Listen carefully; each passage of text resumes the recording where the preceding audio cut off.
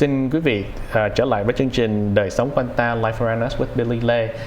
Kính thưa quý vị, như em Cat Fan vừa mới chia sẻ đến chúng ta là ở một cái đại nhạc hội tại thành phố Irvine thì gặp phải những người mà phá rối và cũng như là bất lễ phép với em và bạn của em Cat Fan, thì quý vị sẽ làm gì?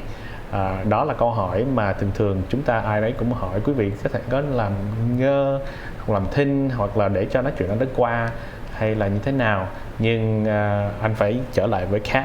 Cat có thể chia sẻ đến quý vị là ngày hôm đó em đã làm gì? Well, trong cái lúc đó I'm so shocked, right? Like, but I think it's interesting because trước đó mấy người đó chọc em nhưng mà I didn't say anything, you know, because I was like, oh, it's not a big deal for me. But when it comes to my friend and the people around us, we tend to really speak up for them more than we would ourselves, which is, you know, part of a bigger problem.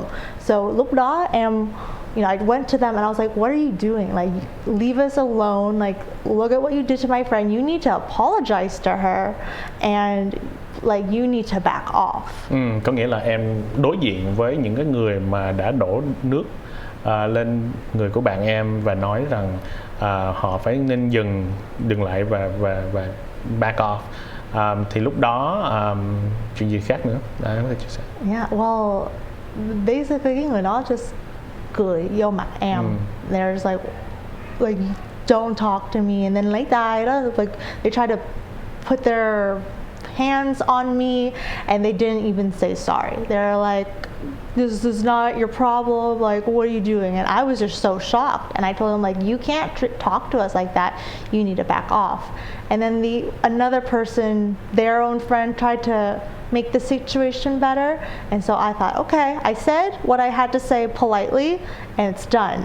But sau khi em, you know, I turned my back to them, I heard one of them say a racial slur about me and my friend, and then they said, you don't belong here anyway.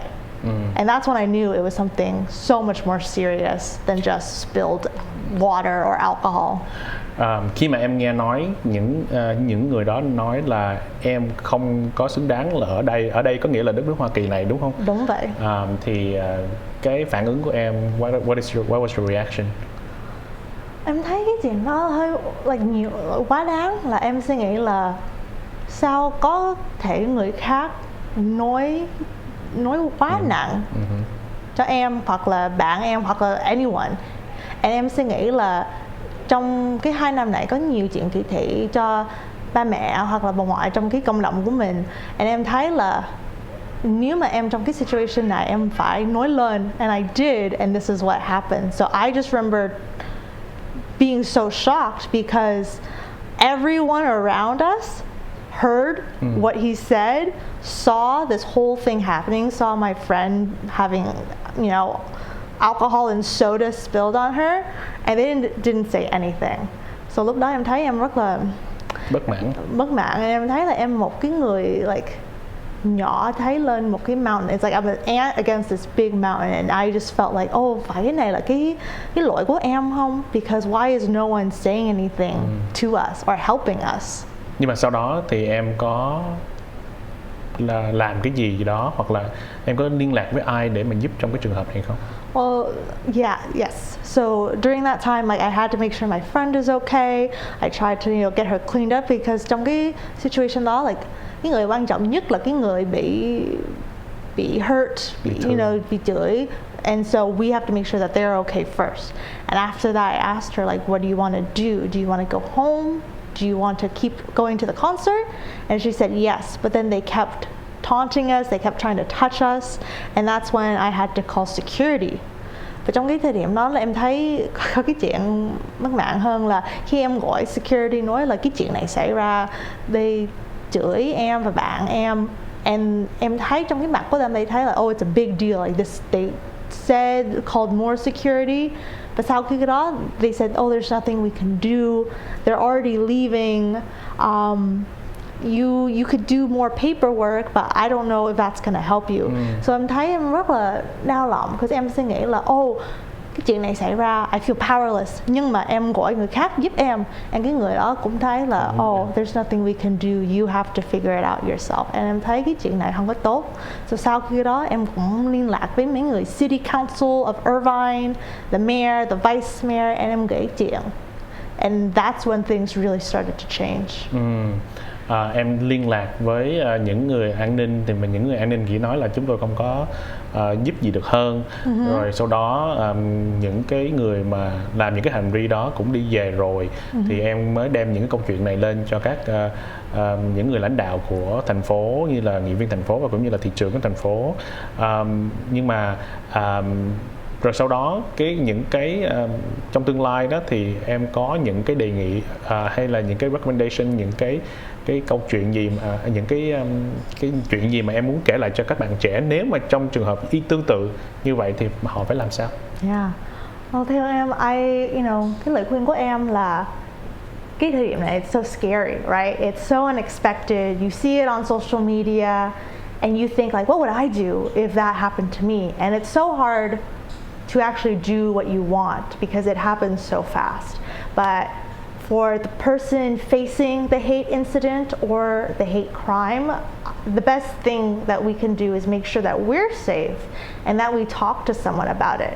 And whether that's reporting to stop API hate, to your local, security, to local politicians or community members, it's important to speak up. And I think something that's really helpful in my generation is the power of social media. So after this happened and after I made sure my friend was okay, I went on social media and I spoke about exactly what happened.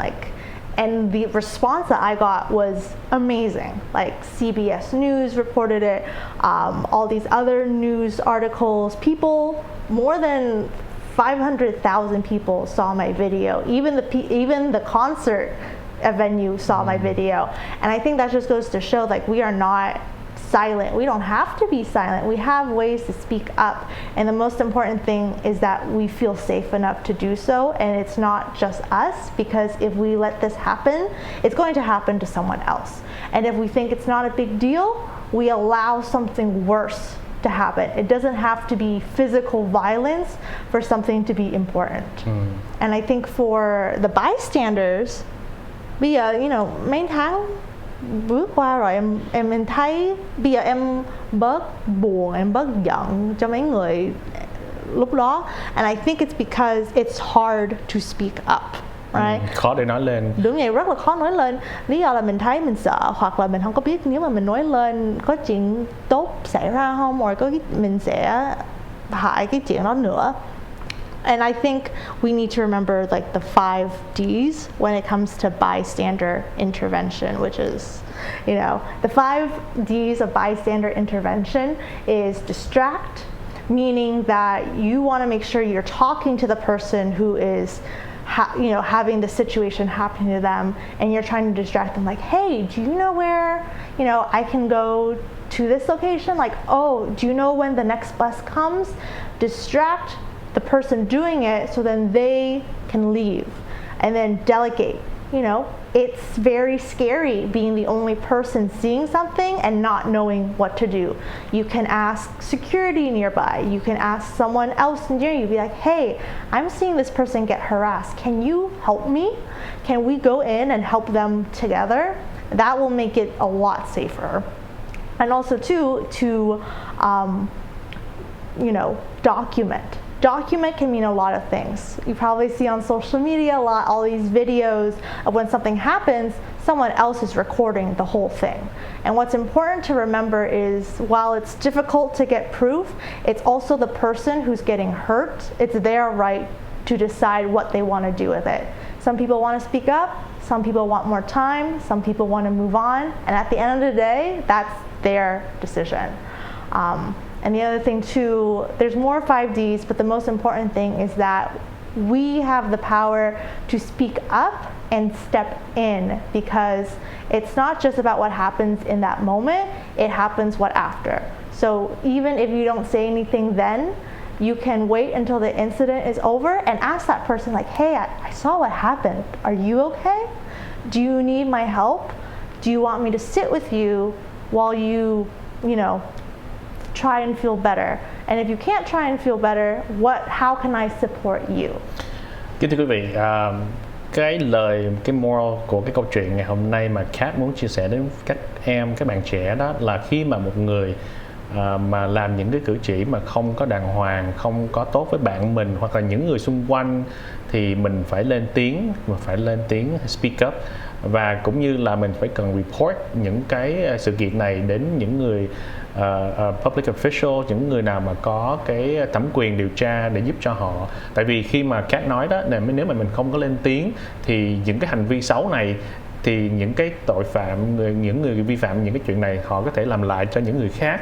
Nên vì vậy chúng ta phải cần speak up, chúng ta cần lên tiếng đối với những người dân cử, đối với những người lãnh đạo của các địa phương, của các hội đoàn vân vân, để mà họ có thể giúp chúng ta có một cái tiếng nói vững mạnh hơn. Anh Billy mong rằng là trong tương lai anh có thể mời em lại một cái show khác để mà nói, tại vì một trong những cái tiếng nói của chúng ta cũng là qua cái lá phiếu của chúng ta, qua cái sự đi bầu của chúng ta, đó là cái mùa bầu cử sắp tới của tháng 11 này. Thì anh mong rằng anh cảm ơn Kat đã có mặt với chúng ta ngày hôm nay. Anh mong rằng sẽ gặp Kat lại trong những chương trình kỳ sau để mình nói về election time. Xin mời Kat gửi lời chào đến quý vị khán giả. Dạ, em muốn cảm ơn anh Billy cho em tới hôm nay, và em muốn cảm ơn đài IBC, và em muốn cảm ơn mọi người ở nhà nghe chuyện của Kat sẽ nói ra. Em thấy là trong cộng đồng của mình là may mắn và mạnh hơn khi mình giúp nhau, khi mình nói chuyện với nhau và khi mình nói lên cho nhau. Em xin cảm ơn mọi người. Xin chào quý vị.